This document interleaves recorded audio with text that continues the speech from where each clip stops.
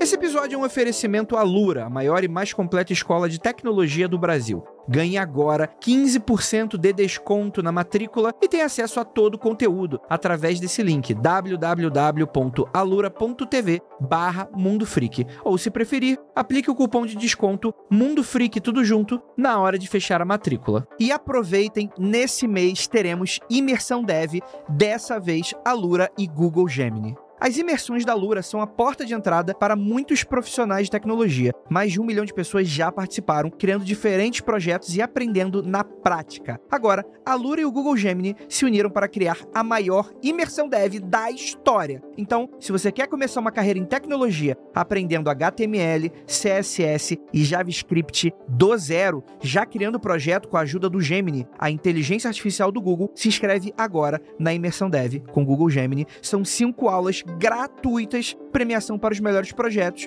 comunidade exclusiva e um certificado Alura e do Google Gemini para potencializar aí seu currículo. E quero muito que você aproveite, viu? Inscrição por tempo limitado agora no nosso site ou nas nossas redes sociais. Então, corre lá.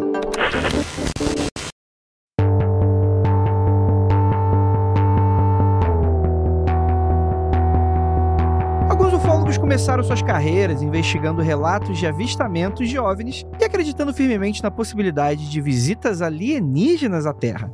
No entanto, ao longo do tempo e através de experiências pessoais ou pesquisas mais aprofundadas, alguns desses indivíduos mudaram suas perspectivas e se tornaram céticos em relação às alegações de objetos voadores não identificados e extraterrestres.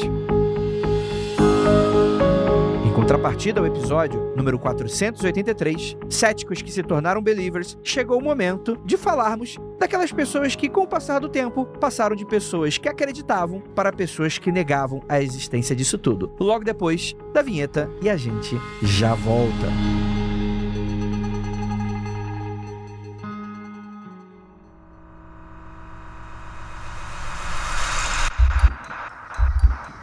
Não há nada de errado com o seu áudio.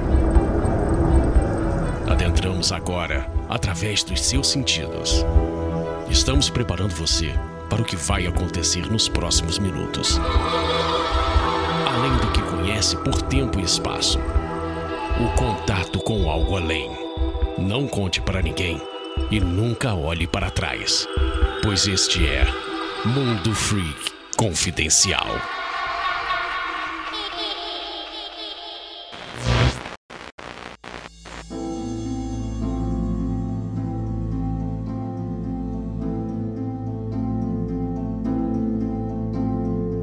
Belas noites, queridos ouvintes. Está começando mais um Mundo Freak Confidencial. Eu sou Andrei Fernandes, o cético mor desse podcast. Nunca fui believer. E tem gente que tá falando, inclusive, nesse podcast, deve falar coisas aí do tipo Andrei é believer. Mas é mentira. Como aquele cara de centro fala, as pessoas de believers e céticos me odeiam, então provavelmente eu estou certo. É o pior argumento que você pode dar em qualquer discussão, gente. Já vou deixar, eu estou fazendo uma sátira aqui hoje. Você pode só ser chato, né? Mas isso aí já, comigo, eu sou a pessoa mais chata que você vai conhecer na tua vida, isso aí você fica tranquila. Pra me ajudar, temos aqui ela, que me chamou de chato, mas tá aqui me interrompendo, Tupá Guerra. Você vê, eu saio da geladeira pra ser comportadamente não me comportar, olha só que bom. Essa história do Andrei de, porque eu sou do centro, porque eu não sou believer.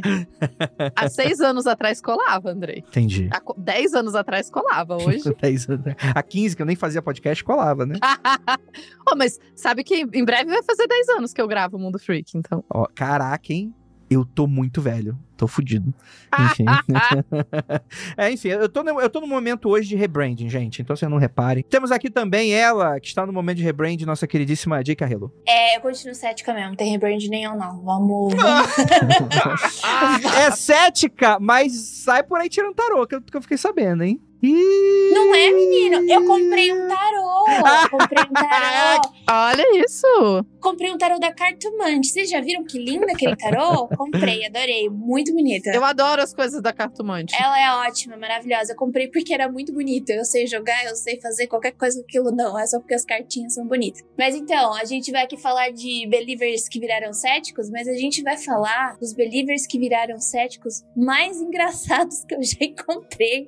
Porque os caras ficam pregando peça uns nos outros. É o tic-tac. Isso pra mim é o ápice. Vai ser, assim, pauta de fofoca que eu fiquei mais feliz de ter feito. E temos aqui também, ele que tava sumido, pediu demissão, tive que ir atrás, tive que oferecer um salário maior, nosso queridíssimo Lucas Balaminute. Em vez de uma bala Juquinha, eu ganho 2 balas Juquinha agora. Perfeitamente. Olha, é muito Dobrou Juquinha. meu salário. O legal desses episódios é que a gente pode fazer believers que viraram céticos, que viraram believers, e depois os céticos que viraram believers, que viraram céticos, o tema não acaba. Ele é muito bom. Ele é muito bom. Porque, na verdade, existe falta um pouco de visão, às vezes, nas pessoas que encaram o ceticismo ou o believerismo como uma espécie de identidade. Quando, na verdade, ele é algo que você pode flutuar, às vezes até dependendo do tema, para assuntos diversos, certo? E é claro que, como uma jornada de opinião, você muda também, né? Como um grande navio de Teseu, que é a sua vida até o final dela, né? Tô falando bonita aqui hoje, O que né? você anda lendo? Antes que o André continue divagando, a gente precisa daquele gráfico 2x2 de fazer os quadrantes do believer ceticismo num contínuo, né? Sim. Essa piada foi muito inteligente e eu vou salvar os ouvintes que não entenderam ela, dando agora um recadinho pra você. Galera, seguinte, tem um recado pra você. Antes da gente continuar esse papo que ficou divertidíssimo, galera, gostaria muito de agradecer a você que tá sempre com a gente, pela sua paciência, pela sua audiência e por você estar sempre com a gente. Você sabe que você já ajuda o Mundo Freak pra caramba só de baixar e escutar aqui o nosso episódio. E ó, a gente agradece as 5 estrelinhas que vocês sempre dão aí no Spotify, quando vocês deixam os comentários, dão aquela engajada pra gente, isso é bom pra caramba. E antes que eu não me esqueça, pra você que não sabe, tá dando mole, a gente avisou ali no spot, tá rolando o Imersão Dev com Google Gemini. Galera, pra você que quer colocar no currículo que você saca pra caramba de inteligência artificial, você quer ir pro mundo da programação, a oportunidade agora. Você pode não entender nada de programação e você já sai com um projetinho pronto, se você seguir tudo bonitinho. São 5 aulas completamente gratuitas. Às vezes a gente fala aqui da Lura e vocês ficam, poxa, eu não sei, inscrição, nanana. É uma oportunidade de conhecer a Lura, o método que eles aplicam e, cara, completamente gratuito, como eu falei, as vagas e o tempo para inscrição tá super limitado, gente. Então, ó, vai lá no nosso site mundofreak.com.br ou nas nossas redes sociais, no post desse episódio, eu vou deixar o link para inscrição e também para aquele descontaço da Lura de 15% de desconto, que vocês sabem que o ouvinte do Mundo Freak tem, né? Então, ó, corre lá. E aproveitando, estamos chegando aí no segundo semestre desse ano. Chegando não, já chegamos com tudo, né? E ó, tem surpresinha aí em outubro e vou falar pra vocês, vão ter muitas surpresas. Aguardem, porque o mês de outubro ele vai ser muito especial e o final do ano vai ser muito especial pra vocês que acompanham o Mundo Freak, hein? Então, ó, não perde o momento dos recadinhos, não perde os nossos anúncios nas redes sociais e você já segue a gente. Vai lá no @Mundo Freak no Instagram ou no @Mundo_Freak no Twitter. Isso já ajuda a gente pra caramba. E vocês sabem também que aquela nossa casinha do lado, o Magicando, aquela casinha das nossas esoterices, vocês não perdem por esperar, tá rolando coisa muito legal. Saiu uma série de episódios legais para você que quer conhecer várias tradições esotéricas novas. Estamos convidando várias pessoas para conversar sobre... Enfim, vocês vão descobrir lá, magicando.com.br. Lembrando que Magicando é com CK, procura aí no feed de vocês, que vocês acham. A mesma galera, sou eu que rosteio, mais ou menos a mesma galera que participa aqui no Mundo Freak, tá participando por lá. E ó, oportunidade incrível, vocês sabem que aqui é mais entretenimento, mas no Magicando a galera tem as esoterices todas e tal, né? A gente fala aqui no Mundo Freak muito pouco sobre magia e sobre tradições esotéricas e coisas nesse sentido, mas muitas vezes as pessoas que escutam lá são curiosas por participar ou começar práticas mágicas, né? Práticas espirituais, práticas que façam você se encontrar de alguma maneira. Uma oportunidade incrível. O Vinícius Ferreira, que de vez em quando tá aqui com a gente no Mundo Freak, ele tá oferecendo, em conjunto com o Magicando, está oferecendo um curso sobre invocação. Você não sabe o que é isso? Dá uma chegada lá que vocês vão saber. Eu vou deixar o link pra vocês aí no site, tá bom? Se não tiver link no site, gente, dá uma cobrada pra gente lá nas redes sociais, tá bom? Que às vezes a gente pode esquecer um link ou outro, tá bom? Então, é isso. Lembrando sempre que, para além disso, temos a campanha dos 3%. O que é a campanha dos 3%? Não tem nada a ver com aquela série da Biblioteca Vermelha, não, gente. É da Cineteca, né? Galera, para vocês que não sabem, eu fiz um cálculo aqui e se toda a nossa audiência, apenas 3% da audiência, decidir, tiver com o coração puro, sabe aquele coração puro? Não pura maldade, tá? Igual o Vegeta na saga do Majin Buu. Tô falando coração puro, pura bondade, né? Você fala, poxa, Mundo Freak faz tanta diferença no meu dia, eu tenho, sei lá, 15 reais, tenho 10 reais pra dar pro Mundo Freak todo mês. Vai ser uma espécie de mensalidade como se fosse uma revista, se eu estivesse assinando uma revista eletrônica. Vocês sabem que o Mundo Freak, ele é gratuito, mas vocês podem aí ter a oportunidade de acompanhar algumas gravações que fizemos aqui, né? A maioria delas, na verdade, né? A não ser, por exemplo, semana passada deu problema na minha internet, não consegui fazer live. Mentira. Até fiz live. Na sexta-feira fiz live. Fui machucando que eu não consegui. Mas quase toda semana vocês têm gravações aí pra ver se vocês forem apoiadores. Vocês têm um grupo no Telegram secreto só pra apoiadores, que lá a gente comenta algumas coisas, faz algumas enquetes, faz algumas pesquisas. E estamos sempre ali conversando com vocês. E também é uma oportunidade de você se conectar com a gente. Então, galera, vai lá no Apoia-se, apoia.se/confidencial. Cara, com o mínimo de 10 reais, gente, vocês já ajudam a gente pra caramba, tá bom? Então, sem mais delongas, vamos voltar aqui pro nosso papo, beleza? Bora lá!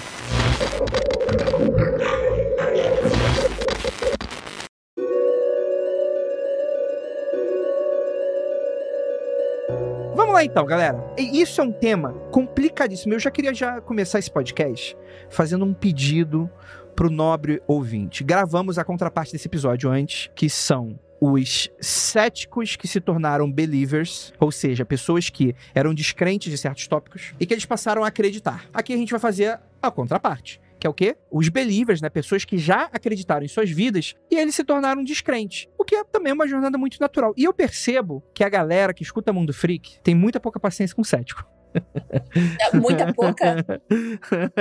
Nenhuma. A pessoa já fala que é cética, a galera já vem com tipo uma voadora na cabeça. E eu já queria pedir pra gente ter um momento aqui de debate pra falar que, independente de qualquer coisa, do ceticismo, eu divido, pelo menos pra mim, gente, eu divido um cético ou ceticismo do descrente. E não tem nenhum problema um ou outro. Não tem problema a pessoa ser ateu, não acreditar nisso, não acreditar naquilo. Pra mim não tem qualquer tipo de problema, etc. Eu acho que ceticismo é uma ferramenta. Inclusive, era uma ferramenta que é muito útil pra vários believers. Porque o problema é tu avoar essa pipa. Porque quando a pipa voa, bicho, pra trazer ela de volta, às vezes é complicado. Então, assim, é importante você manter pelo menos um senso de equilíbrio. Não é mesmo, Tupaguerra? Isso. Eu tava falando antes que eu dei 2 aulas hoje sobre esse tema, sobre ceticismo. É mesmo? Na história, pra vocês verem. Se vocês verem como o mundo é conectado. É porque história não é ciência, né? Ô, Andrei, história não é ciência, então tem que... É fé. Tem que acreditar na história. Mas você precisa ser bastante cético na história pra você ter discernimento do que é ou não plausível de ser verdade, né? Isso. Não, historiador eu acho que é um dos bichos mais céticos que eu conheço, assim. O historiador desconfia de tudo e de todos o tempo todo. Faz parte do nosso profissão. Chama paranoia isso. Também. Mas faz parte da profissão. A gente tem metodologia pra fazer isso. Perfeito. A ideia toda, né, que eu tava tentando trabalhar com os meus alunos e que eu posso trazer pra cá, o ceticismo não necessariamente é a melhor ferramenta. Porque às vezes a gente se perde na ideia do cético. Do tipo, quando você assume o cético como uma identidade, você deixa de questionar as coisas. Porque você acha só que, não, eu já sou cético, então ao invés de questionar tudo, você coloca na caixinha de coisas que eu acredito e coisas que eu não acredito. E daí você deixa de usar a ferramenta de ceticismo de um jeito bom. Então a ideia é você ter uma desconfiança curiosa com o mundo. É você desconfiar das coisas, mas ter a curiosidade de ir atrás pra entender elas. A ideia, então, por que eu falo essa coisa do ceticismo, né? Ao invés de você ser daquela pessoa que, tipo, tudo que o jornal fala é errado. Calma. Tem muita coisa errada, muita coisa certa. Se você só vestir a carapuça de que tudo que vem desse mundo é errado, você não tá nem sendo cético direito, né? E daí é tipo isso. Eu acho que a coisa pode se perder um pouquinho quando a coisa acontece com você, né? Porque quando acontece com você, você começa a ficar descrente daquilo. Tipo, mas aconteceu comigo. Como assim eu não consigo achar outras coisas referentes ou iguais que tenham acontecido? E é daí que o ceticismo pode se perder um pouco, né? Eu tava pensando nos arquétipos de identidade, já que a Tupá citou identidade, que eu vejo muitas pessoas usarem como um escudo. A gente coloca identidades pra dentro da gente mesmo, identidades internas que a gente tenta construir quem a gente é, e tem identidades externas, né? Que são o que a gente tenta convencer os outros que a gente é. E nessa ideia de identidades externas, eu acho que muita gente usa o ceticismo como escudo porque ela foi muito atacada por muito tempo. O ceticismo, ele te permeia a possibilidade de ser mais inteligente, ou de se mostrar mais inteligente, a possibilidade de ser superior de alguma forma, a possibilidade de ganhar o respeito das outras pessoas. Mas a identidade do cético se perde muito quando o cético se vê no papel de colocar as outras pessoas para baixo. Então, em vez de usar ou a identidade de cético para adicionar conhecimento ao mundo, ensinar as pessoas alguma coisa, disseminar o conhecimento, instigar a curiosidade dos outros, como a Tupá bem falou. O que o cético faz? Eu vou colocar os outros para baixo. Você está errado por causa disso. Eu sei mais que você. Você não entende o suficiente da minha área. E hoje a gente vai conversar aqui sobre um cético cuzão que praticamente inventou o arquétipo de cético cuzão, o class, e a gente vai entender como a falta de humildade do class e também do McDonald's depois praticamente gerou na sociedade de ufologia americana dos anos 70, 80, forjou, né? Não gerou, forjou essa identidade do cético cuzão, ou do cético que tem que colocar os outros pra baixo o tempo todo. Mas no caso deles, veio muito como forma de escudo. E eu vejo isso até hoje, assim. A pessoa usar isso como escudo. Você não tem como me atacar, eu sou o cético, né? Uhum. E eu acho que se a gente tratar as conversas, as discussões de uma forma menos armada, de uma forma menos combativa, ajunta muito as pessoas a não sentir a necessidade de colocar esses escudos identitários, né? E também eu vi muito de believer, assim, muitas vezes conversando com um ocultista na internet. Pra que você faz isso? Eu lembro de trocar print com o Andrei, isso, coisa de quase 10 anos atrás. Opa, me meteu uma história aí, não, calma aí, não é bem assim. Não, deixa eu explicar. Eu lembro de uma conversa que eu tava tendo com um ocultista, ouvinte do Mundo Freak, quando a gente ainda era ativo no Facebook. E o cara me falando, você não sabe o que é ocultismo, você não sabe o que são sigilos. Falei, então me explica o que são sigilos. Não posso te explicar porque você não é iniciado. Eu sou mestre, você não é iniciado, não posso te contar. E a gente chorando de rir do cara, porque isso pra ele é um escudo, é uma identidade externa. Ele tá tentando se vender como melhor. Eu vou te colocar no seu lugar. Eu sou mais autoridade que você, né? E é engraçado como a gente vê o mesmo modus operandi, tanto do lado do believer quanto do cético, né? Isso parece muito acadêmico médio, né? Eu sou o detentor do conhecimento, você é uma reles pessoa da sociedade que não teria capacidade de entender o que eu entendo hoje, depois de tudo que eu passei. É tipo o ocultista médio e o acadêmico médio, né? Igualzinho. Rinha de canudo. Eu sou mais formado que você. Ou seja, é meio que o problema é geral, né? Todo mundo ali tá entendendo nessa porra aí, né? Foda, né? Pra mim, uma característica muito importante quando você quer ser cético, quando você tá exercitando, eu coloco da coisa de não assumir o cético como identidade, assim, usar como ferramenta, como a gente falou, porque, assim, é ferramenta. Não adianta você sair falando que você é cético como identidade e não assumir a possibilidade de você estar errado. É a mesma coisa pro mundo acadêmico. Eu falo isso muito no mundo acadêmico. Eu falo, se tem uma coisa que um acadêmico, um cientista que deveria ser sério, deveria colocar como ponto fundamental, é a possibilidade de estar sempre errado. Não que você não sabe o que você tá fazendo, mas você tem que estar aberto pra, tipo, a sua teoria ser contestada, para suas conclusões estarem erradas por novas descobertas, ou enfim. Elas precisam estar erradas, senão parece que não move, a roda não gira. Exato. E daí se você se apaixona, eu brinco muito, eu falo, tipo, você se apaixona pelas suas teorias, e daí você fica nessa postura de cético, eu sou mais inteligente, eu entendo mais que você, e você é burro, e você não sabe o que você tá falando. Não, você tem que também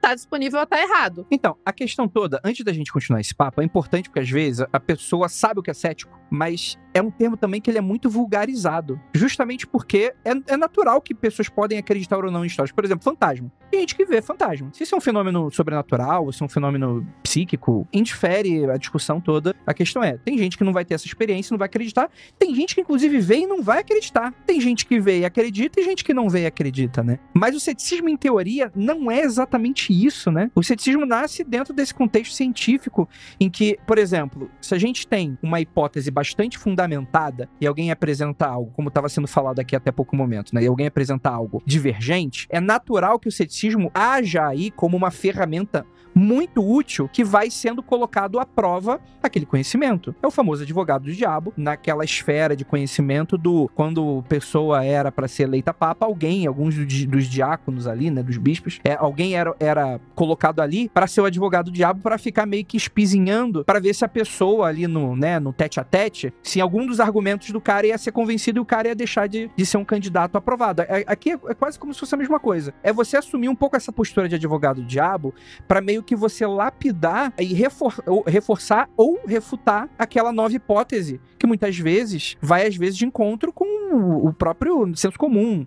Mas isso a gente tá falando de ciência, né? A gente tá falando de método, a gente tá falando de coisas que não é nem o que a gente tá propondo muito aqui, só que a gente entende o ceticismo também como essa coisa de identidade, e eu acho que o Lucas mata a pau essa questão, justamente eu digo mais, né? É uma frase que me veio no meio desse furor de discussões políticas, né? Que fala sobre política é muito mais sobre afeto do que sobre uma racionalidade lógica. É muito mais sobre as pessoas com quem você anda e o grupo que você se identifica, por isso identidade, justamente porque, Andrei, mas eu sou inteligente, eu tenho como tirar minhas próprias conclusões e tudo que eu falo é baseado em argumentos materiais, etc e tal. E a pessoa não sabe a pessoa não sabe que o mundo emocional dela muitas vezes faz com que ela tome decisões e se coloque em grupo justamente porque é mais confortável pra ela em algum momento. E você se colocar contra algo que você julga como um inimigo, ou como uma burrice, ou como uma ignorância de outro, reforça pra você essas coisas todas. Enfim, eu só tô resumindo em partes um pouco dessa discussão, um pouco de tudo que as pessoas aqui falaram nesse sentido e tal.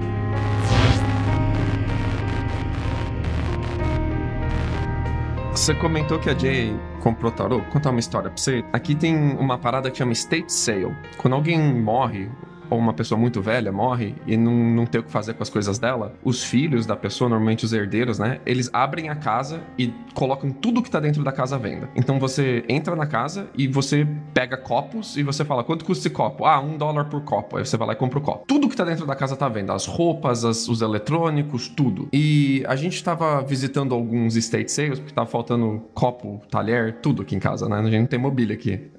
E eu achei um baralho de tarô. Eu falei, olha que maneiro esse baralho de tarô aqui nessa gaveta. Vou tirar um tarô.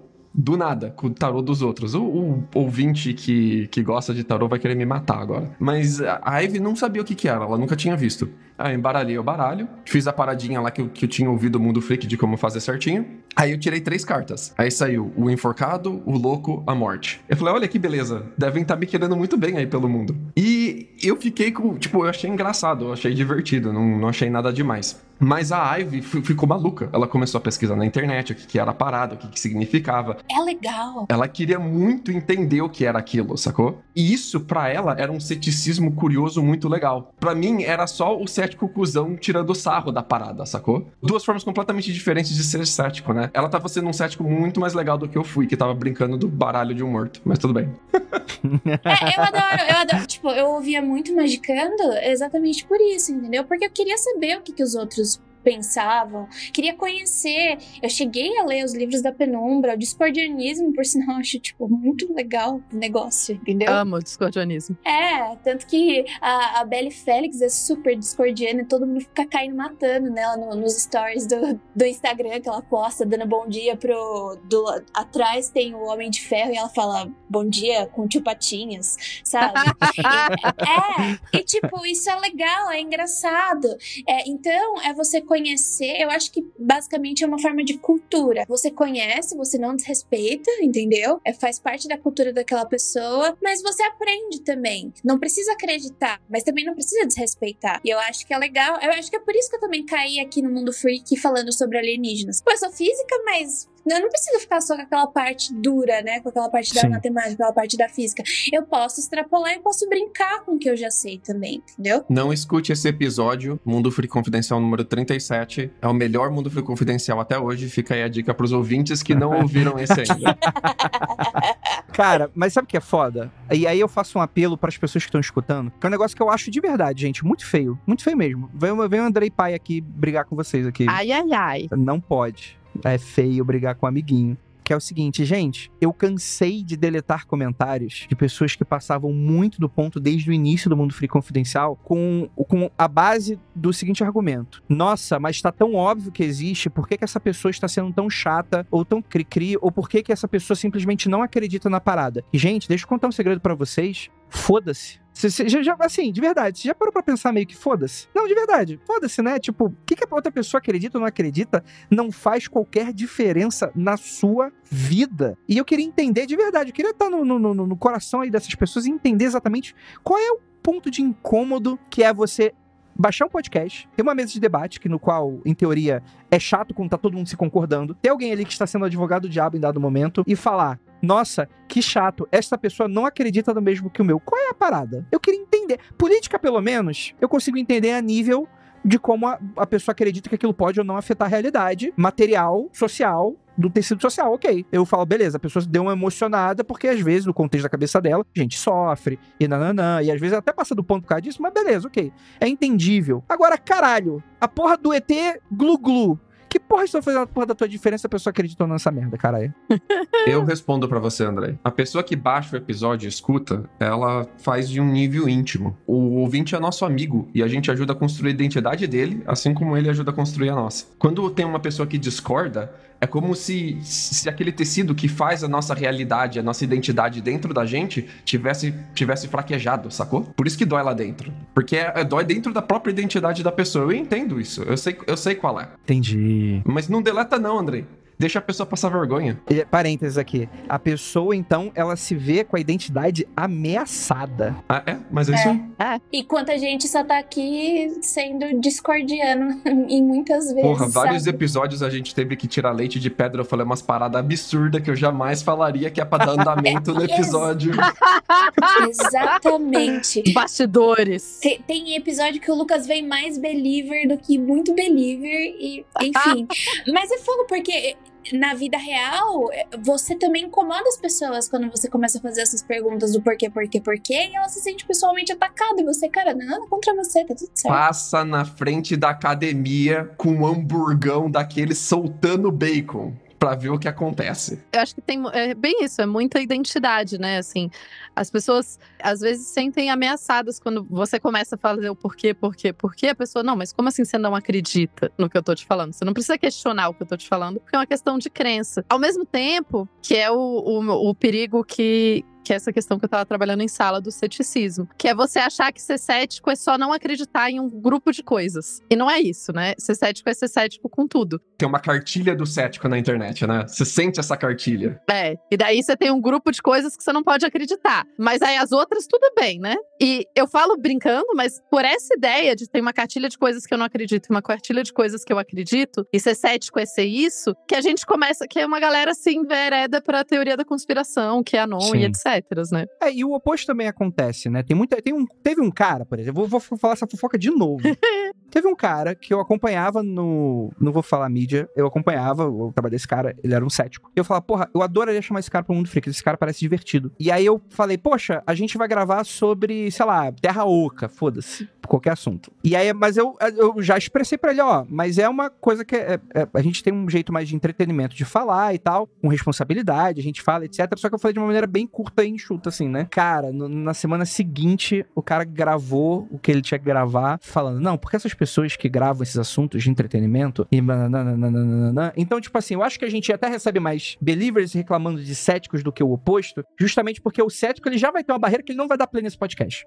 O cético é aquele cara, ele já nem vai dar play. É difícil demais. Lembra do ouvinte que falou que a gente é o pior podcast de ciência da podosfera? Exatamente. Teve um ouvinte que disse que a gente era o pior podcast de ciência da podosfera. E eu fiquei pensando, esse maluco, pra baixar o Mundo Freak e achar que é de ciência... Viajou. Ele muito fora do eixo. Ele tá muito viajando. Eu acho divertido. Eu não me ofendo, de verdade. Eu fico puto quando a pessoa perde a mão, principalmente com convidado. Principalmente com mina aqui também, que é foda, que tem a galera que cresce mesmo. A Crista, quando tipo, o Lucas fala o ceticismo que quiser, e na Jay que o barato voa, né? Aí eu já fico puto nessa porra. Por que será, né? Por que será? Nunca entendi. Mas, no geral, a maioria das pessoas, elas, de fato, quando tem esse tipo de comentário, é um negócio que às vezes é só risível, tipo, passa, e também não... É um pouco de arrogância também a gente achar que vai conquistar todo mundo, que a gente vai convencer todo mundo, e que a gente vai ter que brigar ali pelo nosso... Não, mano, tá ok, a pessoa tem o direito de não gostar também. E tá tudo certo. Isso aqui é o negócio. Então, assim, é um negócio que eu deixo em aberto, assim, né? Tem muita... E, assim, o que o Lucas falou no iníciozinho do podcast também tem uma razão. É uma reação. Às vezes, quando a pessoa é muito hardcore nessa posição, às vezes tem uma tia crente chata pra caralho. Às vezes, pro outro lado também. Às vezes é aquele ateu super militante, do tipo, desrespeitoso mesmo com a crença, com a fé, com a tradição da pessoa, né? Com a religião da pessoa. E é foda porque cria-se também esse espantalho do outro lado, que a pessoa tá batendo no cético hipotético e no believer hipotético. E às vezes cai do Lucas C, da Jay C, da Tupa C, do Kelly C, todo mundo, né? Então, o Rafael, então, bicho, o Rafael dá uma apanhada também, né? Como vocês ainda chamam esse cara pro podcast e tal? Nossa, direto. Como? Nossa, o Rafa. Como? Tipo... Como você ousa se relacionar? Então, gente, eu vou te dar uma dica, você que tá perguntando isso, como é que eu chamo tal pessoa pro podcast? Eu chamo porque eu quero. Fica aí a dica pra vocês, tá? Olha lá o cético cuzão chegando. Ah, tá com problema com isso? Então, galera, tem um monte de podcast da hora aí pra vocês escutarem também. Enfim, vamos lá. Deixa o Andrei Babaca aí pro lado. Vamos... Alguém quer comentar mais alguma coisa antes da gente chegar aqui na lista aqui? Vamos lá.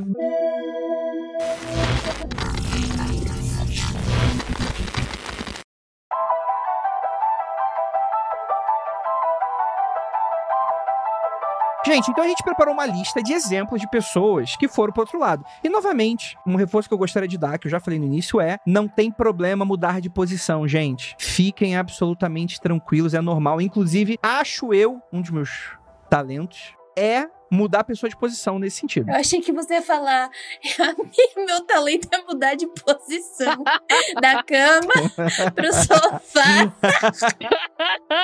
Como você sabe, Jay? Você tá falando com certeza algo que de fato existe.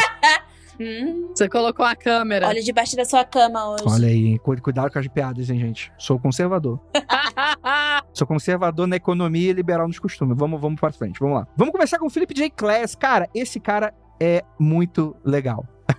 Esse é o nosso cético cuzão. Ele nasceu em 1919 nos Estados Unidos, já falecido em 2005. Ele foi um jornalista americano, né, pra questão aeroespacial, né, era meio que o foco dele, e pesquisador também de OVNIs, só que ele ficou bastante conhecido como o Sherlock Holmes da ufologia. No caso, ele meio que tinha essa função, assumiu pra si essa função de ir pros casos e ir desbancando. Inclusive, ele tem uma frase bem famosa, que ele fala o seguinte: descobri que aproximadamente 98% das pessoas que relatam ter visto OVNIs são fundamentalmente inteligentes, honestas e viram algo, geralmente à noite da escuridão, que é desconhecido, que não consegue explicar. Ou seja, não falou nada aqui, né? É um cara que... Eu vou dizer que, pelo jeito, ele não é o Sherlock Holmes da ufologia.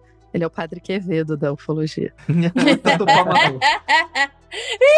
Matou a charada, Tupá. Ele aqui é o Capitão Óbvio, na verdade. Com essa frase aqui, ele é meio Capitão Óbvio. Mas também. essa frase dele vem de uma época onde ele ainda era muito believer. Ele cai de cabeça na ufologia por causa que ele trabalhava com aeronáutica e ele via muito relato de coisas que ele achava que podia ser tecnologia de desenvolvimento bélica. Vamos lembrar aí que a gente tá falando da década de 40 e de 50, né? Então, nessa época, tava explodindo as tecnologias aeronáuticas, especialmente de aviação stealth e tal, tinha muito relato sobre isso. E como ele trabalhava na Aviation Weak Space Technology, ele recebia tudo quanto era carta. Ele era muito believer nisso, em objetos voadores não identificados, mas no sentido industrial da parada, sacou? Tipo, quais são as empresas que estão fazendo aviões, que estão fazendo caças secretos por causa da Guerra Fria e tal. E ele cai de cabeça nesse mundo de ufologia por causa disso, querendo muito acreditar que era tecnologia alienígena, porque ele recebia e acreditava em muito relato desse tipo e de pessoa da indústria, o cara que era engenheiro, o cara que era piloto. Então ele sabia que as pessoas não estavam se confundindo com fenômeno meteorológico e tal. Então ele queria muito acreditar no começo. Só aqui, né? Só no começo.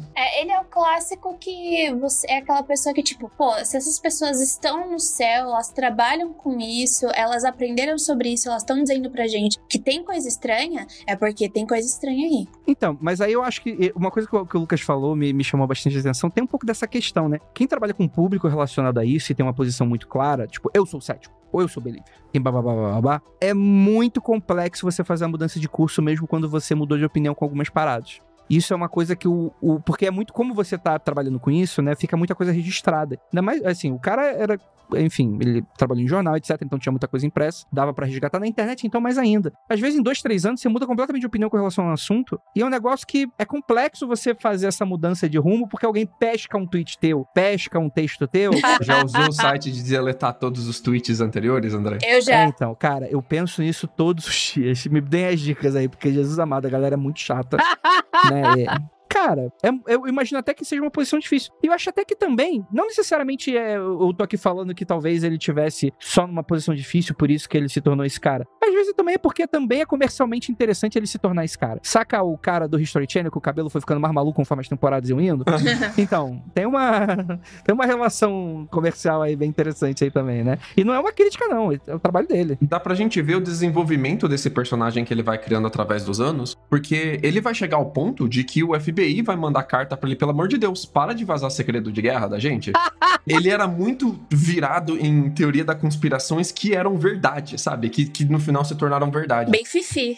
E a revista que ele trabalhava, né, era uma revista muito séria, até hoje existe, ela é bem business to business, aquela revista de quem trabalha na indústria aeronáutica, né? Mas tem várias coisas que eles foram os primeiros a revelar. Por exemplo, você lembra do Blackbird, o SR-71? Eles foram o primeiro a revelar o filho do Blackbird, que era o SR-72. Tem uma reportagem de 2013 que saiu deles, detalhando uma aeronave furtiva não tripulada de inteligência, vigilância e reconhecimento, que é o RQ-180. Em 2015, a gente teve mais detalhes vazados sobre isso. Em 2019, foi confirmada a existência do RQ-180. Mas os caras estavam em 2013 fazendo reportagem, furo de reportagem sobre a RQ-180. Tipo, era uma tecnologia impensável na época. Eles têm detalhes do projeto secreto da Lockheed sobre o reator de fusão compacta, aquela ideia de fazer um reator de fusão que se eu caça, ele poderia ficar nos céus praticamente eternamente, né? Ou fazer foguetes que poderiam ir e voltar com autonomia praticamente quantas vezes quisessem, né? Aparentemente nunca deu em nada esse tipo de pesquisa, porque a gente não tem viagens infinitas até hoje, mas eles deram um mega furo de reportagem em 2014 sobre o projeto da Lockheed Martin, que a Lockheed teve que abrir parte do projeto dela, falando, não, é isso mesmo, isso daqui que a gente tem de verdade, isso aqui que vocês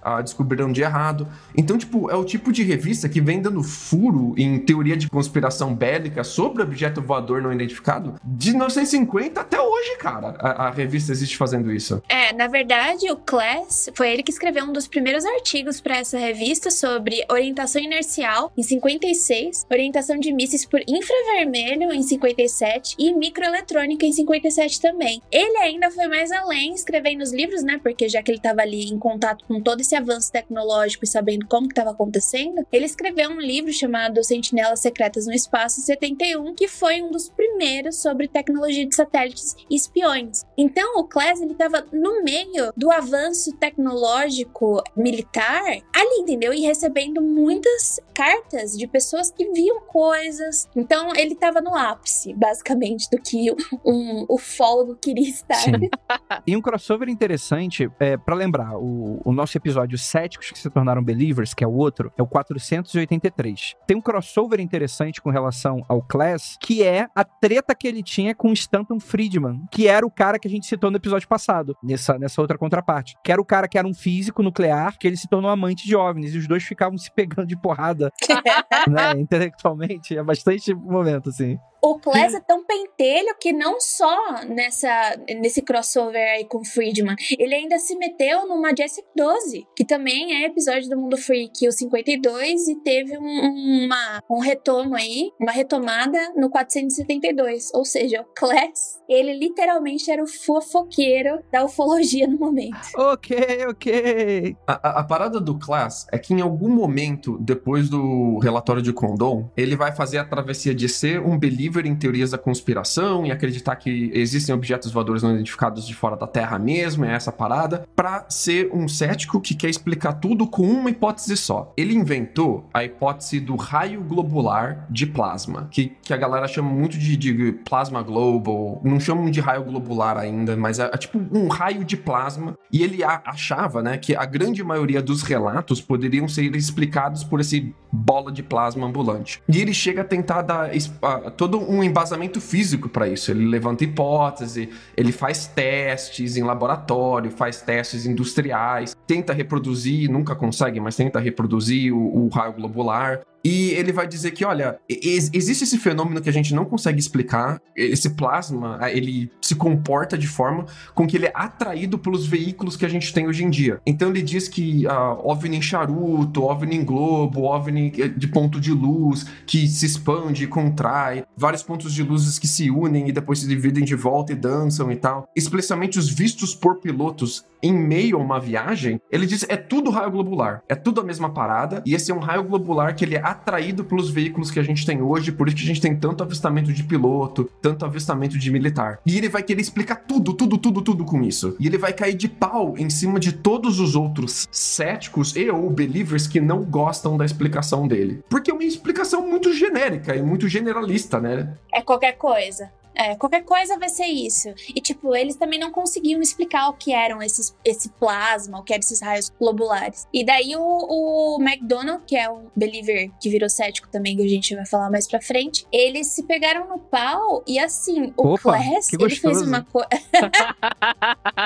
Tá tendo muita pegação nesse episódio, continue. Enemy to Lovers, o nome disso aí. É verdade, é um tropo. O Class fez um bagulho que eu fiquei assim, cara, que rasteira você fazer isso com outra pessoa. Ele envia uma carta para os superiores do McDonald da Marinha, indagando a capacidade do McDonald de equilibrar o seu tempo entre a pesquisa de OVNIs e os requisitos da bolsa dele de pesquisa atmosférica. Então, mesmo por ele já estar ali aposentado, né?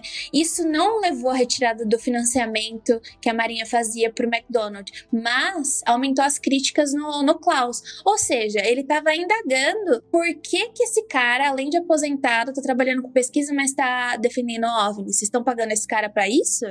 Ou seja, uma puta rasteira no cara pra tirar a bolsa dele de pesquisa. Ele fazia isso direto. Se você criticava o Klaas, ele mandava uma carta pro seu chefe falando, viu, essa pessoa que você tem contratada aí no seu departamento é um ufólogo, você não pode levar ela a sério, ele vai descredibilizar toda a sua organização, você tem que demitir essa pessoa. É um grande de um filho da puta.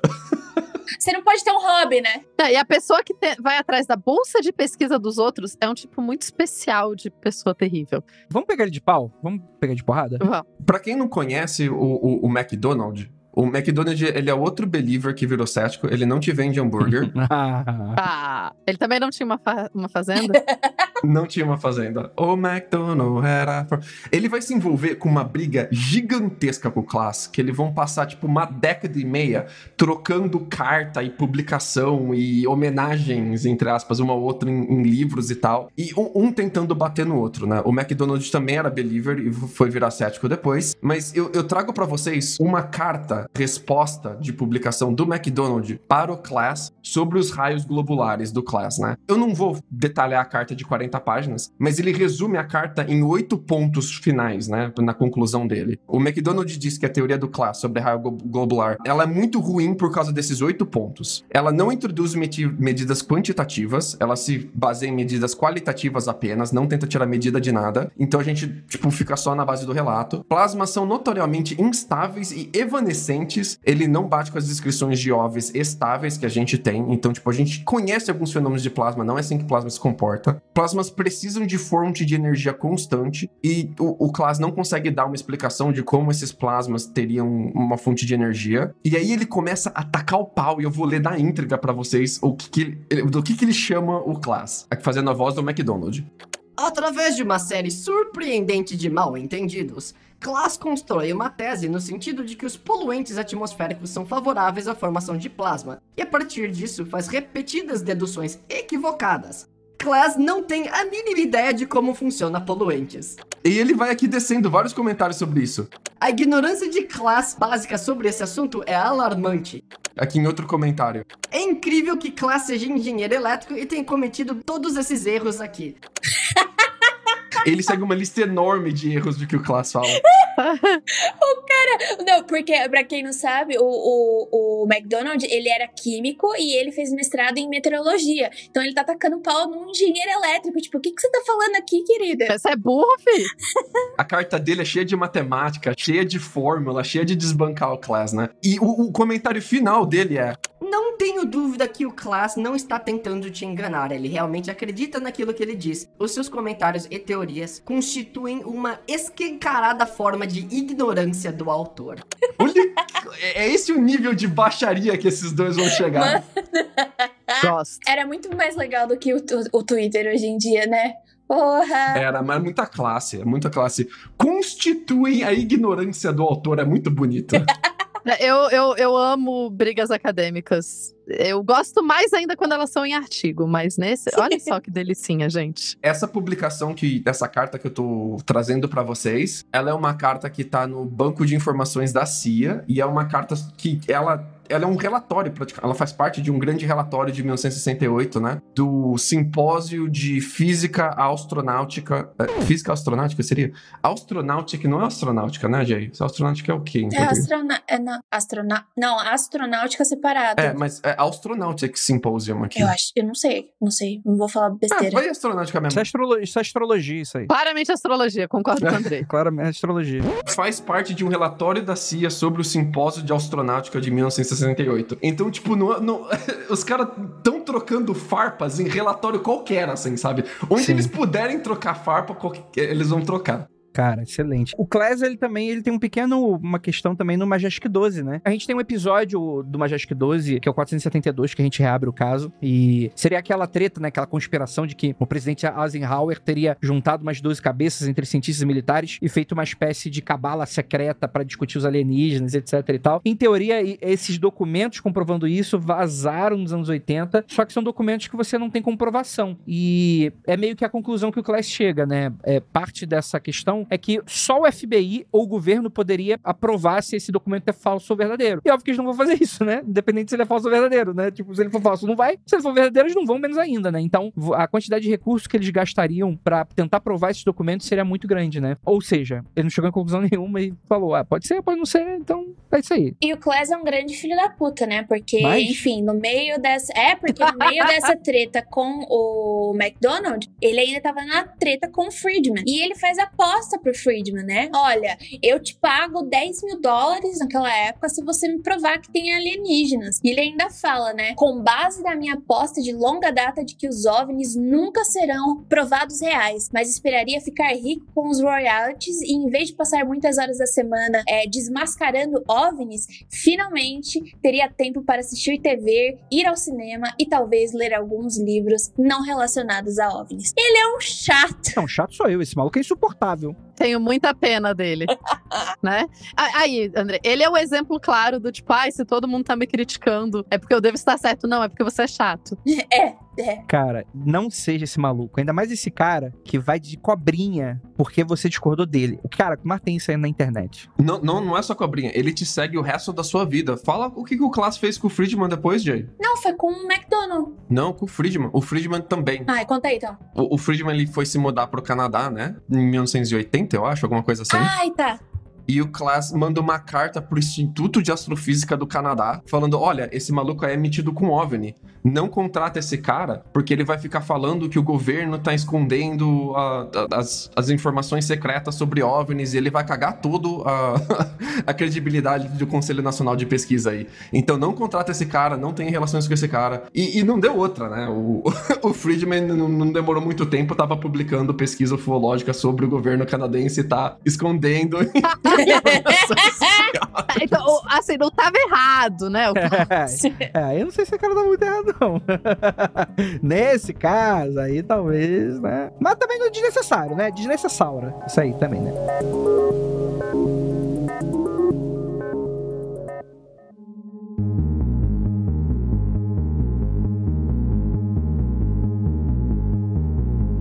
Bem, vamos falar então desse cara que a gente tá citando pra caramba, né? Que é o James E. McDonald.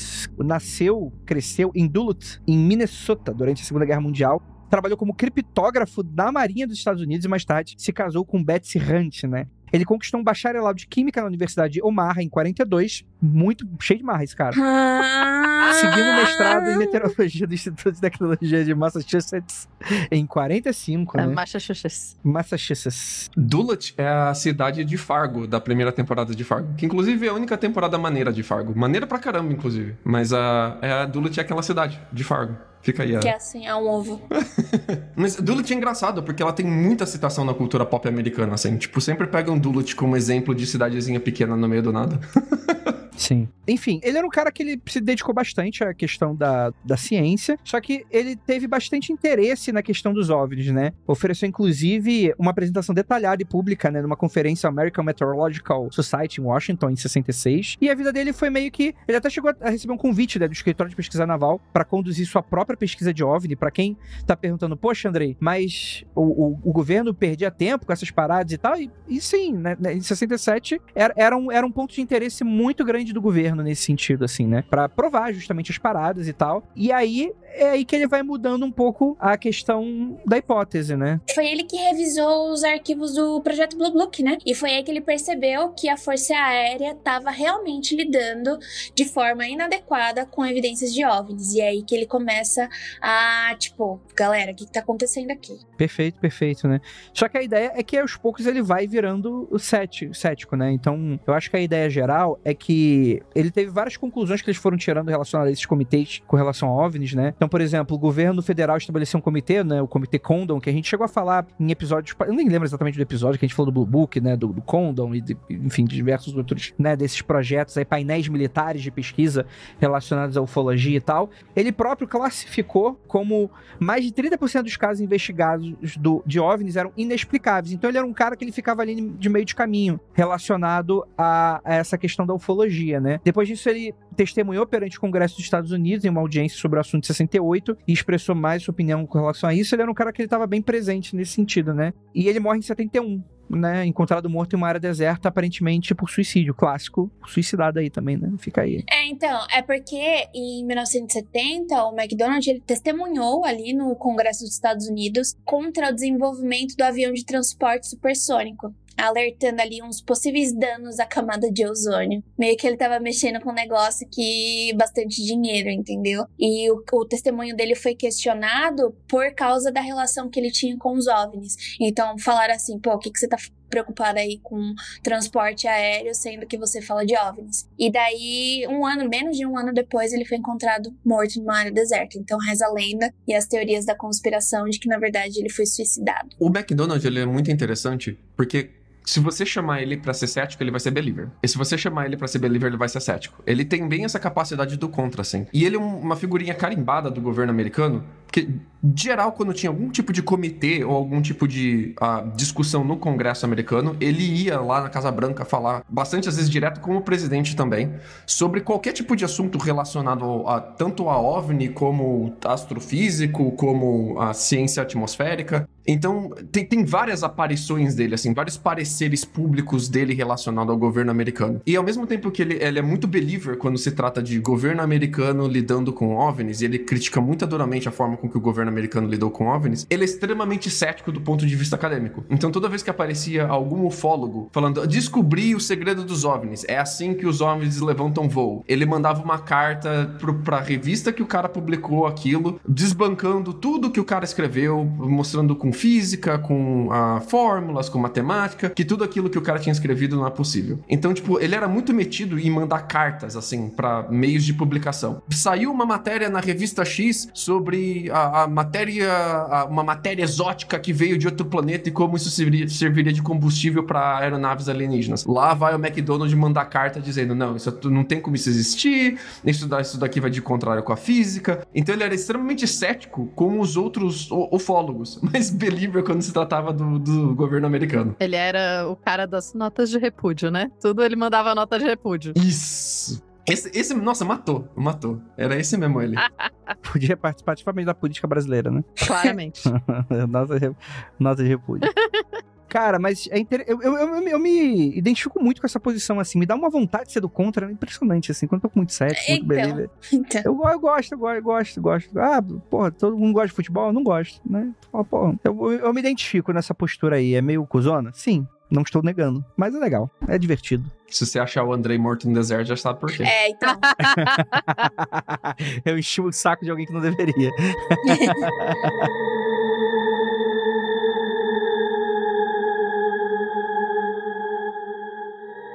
Vamos lá então, gente. Vamos pro nosso terceiro e último da noite aqui de hoje. Nosso queridíssimo James W. Moseley. James Willett. O Willett. Gosto dele, gosto muito dele. Ele foi, enfim, um comentarista americano sobre o tema de OVNIs e ao longo da sua carreira, de quase 60 anos de trabalho, ele expôs fraudes e arquitetou suas próprias fraudes, inclusive, né? Ele tinha esse rolê meio que de gostar muito... É tipo Mr. M mesmo, né? Já que a gente tá aqui nas comparações... Ele é o clássico discordiano, cara. Ele falou assim, bom, se fazem, eu vou fazer também. Eu vou vendo o que... Ele faz experimento social. O nome disso é experimento social. Ou então o experimento social é quando você monta um caô e daí gente demais acredita. Você fala, gente, não, era só um experimento social. Era só brincadeirinha. E isso é legal, que também é uma posição meio chatinha também de ufologia, que é o seguinte. Como ele era um cara que ele dava muita abertura pro fenômeno inexplicável do OVNI. Ele falava, ó, de fato tem coisas que são inexplicáveis. Só que o que acontece? Pro ufólogo, se não tá comprando a conspiração completa, é porque é um cara cético também, né? Claramente. Então ele era encarado como cético por essa, mas ele também não era tão believer assim. Ele gostava muito de ir atrás e meio que desbancar por ele mesmo e também meio que fraudar, assim, alguns desses fenômenos, assim, de brincadeira. Ele era dono de 2 revistas de ufologia. Ele adorava o assunto. Ele adorava. Ele era dono do Saucer News. Caralho, não. Queria maravilhoso. muito. É perfeito esse nome, Saucer News. Olha como o Saucer News se descrevia na época. Saucer News é o boletim informativo oficial sobre ufologia estabelecido pela Saucer and Unexplained Celestial Events Research Society. A ideia principal é criar um fórum para experiências de OVNIs e avistamentos de discos voadores. Essa era a revista número 1, onde ele era believer. Aí tem a revista número 2, em paralelo e sendo publicada ao mesmo tempo, chamada Saucer Smear. Que é uma revista de sátira, humor e fofoca, onde ele faz mock articles, são artigos de sátiras, né? Não são artigos de verdade. Tipo um sensacionalista. Isso, tipo um sensacionalista, tirando sarro da cena de ufologia, tirando sarro da galera que acredita em discos voadores. Então, tipo, e a galera que acreditava adorava o Saucer Smear também, porque, tipo, no final acabava que era tudo, você é um ufólogo e tal, mas no final você gosta também da brincadeira, né? Então, tipo, era engraçado isso. Era saudável. Isso. Não era um bagulho que era, tipo, extremamente ofensivo. No entanto, por mais que eu goste muito do Mosley, ele pegou um cara pra colocar na cruz, né? Que foi o Adamski. É assim? Não, o que ele fez foi assim. Cara, esse maluco é genial, desculpa. Esse cara é muito da hora. Eu achei a melhor piada já feita foi essa. Mas o que aconteceu, basicamente, é que esse George Adamski, ele era um professor do ocultismo que escreveu um livro em 53 chamado Flying Saucers Have Landed, contando a história do seu próprio encontro com um extraterrestre chamado Orthobon. Brincadeira. O livro, ele ficou famoso nos círculos ali da galera da ufologia e começou a inspirar outras pessoas que ficaram conhecidas como os contatados a fazerem suas reivindicações que eram muito parecidas. Então, esse cara, ele começou a produzir diversas evidências aparentes. Então, ele estava ali com várias testemunhas, ele tinha provas físicas, tinha fotografia, e depois disso, ele chegou a fazer um filme sobre o disco voador, enquanto afirmava ter contato contínuo com esse visitante aí. Então, ele teve o primeiro contato e os caras continuaram a visitar ele. Fez amizade. Fez amizade, só que tinha um porquê dessa amizade. Eles estavam ali para compartilhar mensagem de paz e amor com as pessoas na Terra. Não, hein? Até aí... Morro de preguiça desse tipo de ET, mas continue. A gente já tá tendo um prelúdio ali da década de 60, 70, né? Que é o Paz e Amor. Mas enfim, o Mosley, então, ele falou assim, pô, vou lá ver qual é desse cara. Então, em 1953, ele pediu uma entrevista com Adamski. E mesmo que ele tenha achado interessante, tipo, a história muito diferente, cativante, ele não ficou convencido por essas evidências que o Adamski estava mostrando. Então, ele começou a escrever vários artigos analisando criticamente cada evidência que o cara mostrava na revista dele, né? Que ele tinha o Saucer News. Então, ele postou na do Saucer News e não a do Saucer Smear. Então, ele tava ali mais... levando a sério. Então, em 57, foi lançada uma edição especial chamada Exposição de Adamski, que estava ali oferecendo uma análise detalhada do assunto, e a capa da edição mostrava uma foto de um disco voador muito parecido com Adamski, com o do Adamski, que poderia ser facilmente reproduzida com objetos muito simples que as pessoas tinham em casa, como, por exemplo, uma tampa de roda, uma lata de café e bolinhas de ping-pong. É o ingrediente pra sua nave perfeita. Sabe, eu me sentiria muito humilhada se isso acontecesse. O papo do Adamski, ele era tanto pra frentex que ele transformou o James Mosley em um cético. E o James Mosley era believer. Então, a sua posição, gente, muitas vezes está muito associada à posição que a outra pessoa está, né?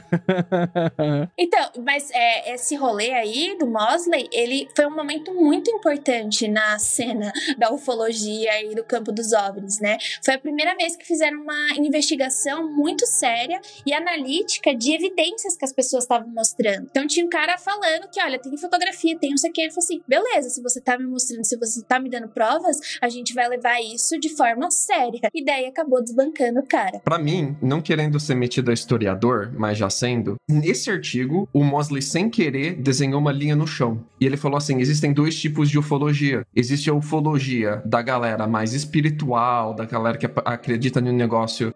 Como é que eu posso dizer? Espiritual mesmo, né? Eles chamam de ufologia científica, né? Exato. Ele fala, existe a ufologia científica e existe a ufologia espiritual. O Adamski é da ufologia espiritual, ele acredita em coisas mágicas, ele acredita em coisas além do físico, do científico, e existe a ufologia científica, que é a minha, que é a ufologia séria. Ele faz essa divisão sem querer, assim. Não sem querer. Ele não queria dividir pra sempre a ufologia em dois, né? Mas esse artigo dele acaba dividindo a ufologia em dois. É que o Jorge Adamski, ele era professor de ocultismo, né? Então ele já vinha dessa área também, né? Sim. E ele acaba que essa divisão, ela vai ser uma divisão que vai definir os ufólogos que vêm depois. Você é o ufólogo do campo da ciência, que vai tentar analisar fotografias, vai tentar analisar a física dos discos voadores e tal, ou você é um ufólogo do campo do Adamski, que acredita em alienígenas que visitam os seus sonhos, trazem mensagens, que tentam te passar uma coisa de paz, que tentam fazer você transcender. Ele divide o campo da ufologia em dois, já em 57. Então essa divisão que a gente vai ver muito forte nos anos 70, já tava acontecendo já desde ali. E foi engraçado que isso veio com o Mosley, porque o Mosley era believer, cara. Então, tipo, ele era o believer que virou cético, entre aspas, mas ele ainda era um cético da ufologia, sacou? Ele, tipo, era um cético dentro da ufologia. Muito engraçado isso. Tem vários, hein? E eu vou dizer mais, hein? Eu vou falar um negócio talvez soe como uma provocação e eu vou dizer que não é. Mas eu vou dar um aviso pra galera que tá dando mole aí. Essa separação aí entre ufologia científica e espiritual, ela não existe. Ela não existe. Você só precisa escutar o suficiente aquele brother lá até começar a soltar as paradas. Porque a galera tem um vernizinho ali e fala, não, é científica, pô, acredita e tal. E aí tu puxa um assuntinho aqui, outro ali. Eu sei exatamente o que o André tá falando. Eu também acho que eu sei. Não, gente, eu não tô dando indireta pra ninguém, nem nada nesse sentido. Tá sim. Alguns ufólogos que eu conheço, assim, e de verdade, tanto faz, não é uma questão pra mim, etc e tal, e foda-se que a pessoa acredita ou não acredita, assim, mas eu acho muito engraçado, porque essas pessoas alimentam essa divisão, do tipo, o meu trabalho é sério, o teu não é. Só que no Frigir dos Ovos, muitas dessas pessoas estão em um pezinho ali, sim. Só não fala porque, eu acho, não sei se é porque pega mal, etc e tal. Como conteúdo de entretenimento, eu não vou recomendar o livro do Adamski, é ruim, não é bom. Não é divertido. Não querendo criticar o conteúdo do livro, mas ele é muito mal escrito. O Adamski não é Lê o Saucer News. Isso, o Saucer News e o Saucer Smear, eles estão disponíveis na Amazon pra você comprar de forma física. E por que eles são disponíveis? Quem que tá vendendo ele é o James Mosley, que ainda tá vivo. Hoje em dia ele é vice-presidente de desenvolvimento logístico de uma empresa de seguros para joias. E ele acabou de se formar com PhD em exposição bíblica e teologia. Ele tem um mestrado em teologia e um outro mestrado em ciências contábeis. Olha aí, cara. Mano, ele tá no LinkedIn, tá? Ele tá no LinkedIn. Vou mandar mensagem pra ele. O Lucas conseguiu achar o LinkedIn dele. Você consegue ver os posts dele sobre empreendedorismo no LinkedIn hoje em dia. Cara, e a gente tem que encerrar esse podcast com o melhor hoax dele. Não, pelo amor de Deus. Vai, Andrei. Brilha. Em 57, ele tem um amigo, outro cético believer, assim, né? Que é o Gray Barker, tá? E por algum motivo, esse brother conseguiu uma dezena de papéis timbrados em envelopes oficiais do governo dos Estados Unidos. Só que eram papéis em branco, era só a folha timbrada. Que delícia. Mano, Eles olharam pra aquilo e falaram: pra quem vê lixo, pra outros é ouro, né? E a ideia geral é que durante uma noite de bebedeira, o Mosley e esse Barker, né? Eles pegaram esses papéis timbrados e eles escreveram 7 cartas usando o papel do... Cara, isso é com certeza... é crime. Se é crime aqui no Brasil, é crime nos Estados Unidos, provavelmente muito grave. Quando eu li essa parte, eu comecei a chorar de rir sozinha em casa. Porque isso é muito engenhoso, isso é muito esperto, cara. Isso eu adorei. é muito malvado, mano. Isso é muito malvado. Cara, e aí 5 cartas eles escreveram de brincadeira, destinado pros amigos e tal. Só que teve 2 que foram interessantes, que foi uma pro Adamski, que a gente tá falando até então, que era o cara que ele pegava no pé. E outra pro pai dele, pro próprio pai do Mosley. Só que essa última, inclusive, não foi enviada, segundo dizem, né? Mas o conteúdo da carta expõe uma suposta participação do pai com grupos de extrema-direita na época nos Estados Unidos. E ele fingia que era um militar que estava escrevendo a carta, falando que ele poderia perder a pensão se continuasse com tais atividades. O cara tava preocupado com o pai dele. Mosley. Eu gostei. Eu te entendo. Eu te entendo. Faríamos o mesmo, né? Tipo... Caralho, Tá, mano. não sei, não posso me incriminar, mas eu tenho uma leve simpatia. Mosley, se você tá me ouvindo, te amo, Mosley. Manda no LinkedIn, duvido. Abre aí o LinkedIn e manda no chat. Eu vou mandar, peraí. Ué, gente, ele é da minha área, né? Vocês não falaram que ele tem coisa de teologia? Porra, mas até aí ele é contador, ele era do Lucas também. Ele é de minha também. Ufologia, caralho. Ele é tipo uma mistura, eu e o Lucas, né? Isso. Cara, e aí só que a questão... A carta que ele pegou do Adams, que ele mandou, ele cria um personagem fictício chamado Array Straith, que dizia representante do inexistente Comitê do Intercâmbio Cultural do Departamento dos Estados Unidos. Cara, e no conteúdo, esse cara, né, que é inventado, né, afirma que o governo tinha conhecimento de que Adamski havia realmente conversado com seres extraterrestres no deserto da Califórnia em 52 e que o departamento possuía suas próprias evidências para confirmar essas alegações. Também encorajava Adamski a continuar compartilhando suas experiências com o público, já que o governo não podia se posicionar sobre o assunto. E o Adamski, o que ele fez? Ele caiu, cara, ele caiu muito bonito no bait. Ele pegou a carta... Ele caiu, velho. E começou a esfregar, tipo, no governo americano, carimbo oficial, aqui, ó. Ai, mano, essa é a melhor peça já pregada aqui que eu já ouvi falar. O Adamski cobrava a entrada da galera pra ver a carta do governo americano que supostamente chancelava os encontros dele com o alienígena. Ai, mano, muito bom. E a galera pagava. Claro. Gente, eu sou obrigada a concordar, maravilhoso. Realmente, esse foi, como vocês disseram, talvez fosse crime. Talvez. Alguns crimes valem a pena. Mas eu acho... E detalhe, o Mosley, ele não revelou que era uma hoax, tá? Na verdade, tipo, ficou por muito tempo. Não, 20 anos. Então, 20 anos. O cara usou essa porra por 20 anos. 20, exatamente. Ele só revelou quando o Barker morreu. Barker morreu, e daí ele falou, olha, foi uma brincadeira que a gente fez. Ele mandou um foi mal, tava doidão, né? Não, mano, porque de fato ia ser crime. Ele ia se incriminar real aí, tipo, e provavelmente ele esperou o brother morrer, porque como foi ele que conseguiu o papel timbrado, iam gerar perguntas aí, né? Tipo, como é que tu conseguiu essa porra aí? Onde você conseguiu? Exatamente, cara, o cara ficou 20 anos esfregando essa coisa na cara dos outros e brigando. O FBI falando que a parada não era verdade.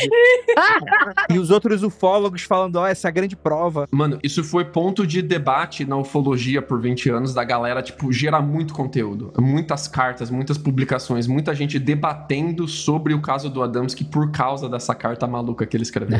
O pessoal aqui nos comentários, crime para o bem.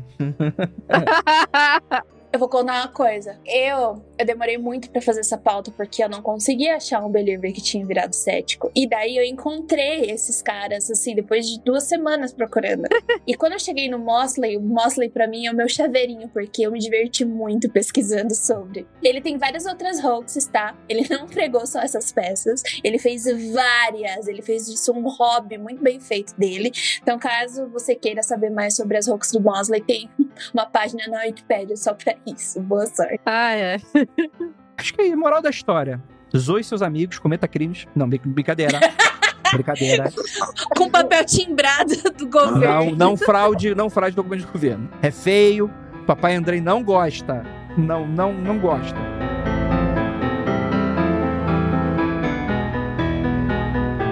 Gostaria muito de agradecer a todos vocês que ficaram até aqui. Gostaria muito de agradecer os ouvintes que acompanharam essa live. Pro Gustavo, pra Decaloira, não sei quem é Decaloira, pra Lucille, pro Fernando Sussman, pro Hugo, pra todo mundo, galera estava ferrenhamente, pro Matheus, pra todo mundo que tava aqui hoje. Muita galera da hora aqui compartilhando e debatendo aqui com a gente, inclusive, né, influenciando aqui o que a gente ia comentar. Muito obrigado. Lembrando que apoia.se/confidencial, você faz parte dessa galera, também tem grupo de apoiadores, você pode acompanhar a maior parte das gravações ao vivo e também agradecer essa galera maravilhosa. E é isso, né? Moral da história, nenhuma. E não olhem para trás.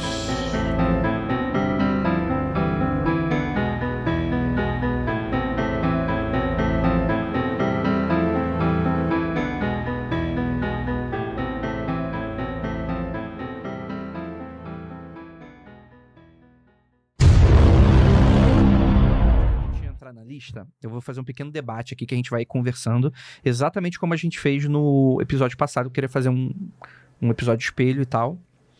Eu, na verdade, queria transformar isso em um episódio só, chamar vocês pra brigar com os outros. Só aceito se sair na mão.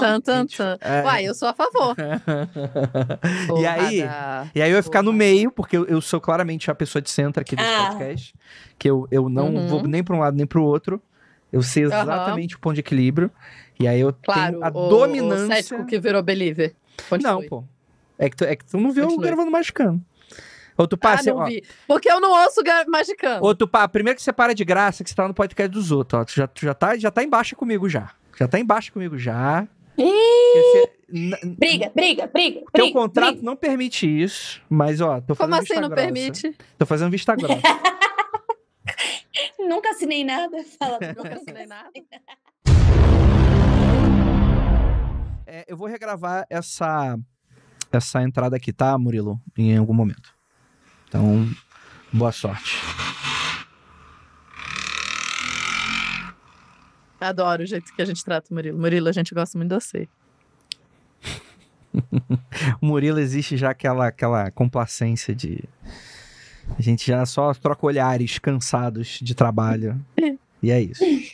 Eu não esqueço que a primeira vez que eu conheci o Murilo, ele falou, tipo, tal, não sabe o negócio? Eu conheço o jeito de respirar de todos vocês. Eu falei, que bom. Que medo, cara, que medo. Não é medo não, ele é bonito. Então, ele pode conhecer meu jeito. Não, Murilo, come o cu do Andrei.